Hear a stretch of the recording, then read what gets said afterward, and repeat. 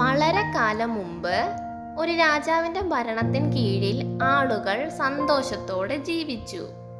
സമൃദ്ധമായ സമ്പത്തും നിർഭാഗ്യങ്ങളും ഇല്ലാതെ വളരെ സമൃദ്ധമായ ജീവിതം നയിച്ചതിനാൽ രാജ്യവാസികൾ വളരെ സന്തുഷ്ടരായിരുന്നു. ഒരിക്കൽ ചരിത്ര പ്രാധാന്യമുള്ള സ്ഥലങ്ങളും വിദൂര സ്ഥലങ്ങളിലെ തീർത്ഥാടന കേന്ദ്രങ്ങളും സന്ദർശിക്കാൻ രാജാവ് തീരുമാനിച്ചു.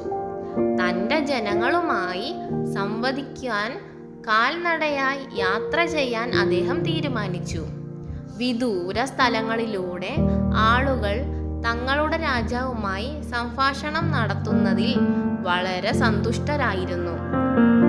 തങ്ങളുടെ രാജാവിന് ദയയുള്ള ഹൃദയമുണ്ടെന്നതിൽ അവർ അഭിമാനിച്ചു. ആഴ്ചകളോളം നീണ്ട യാത്രയ്ക്ക് ശേഷം രാജാവ് കൊട്ടാരത്തിലേക്ക് മടങ്ങി.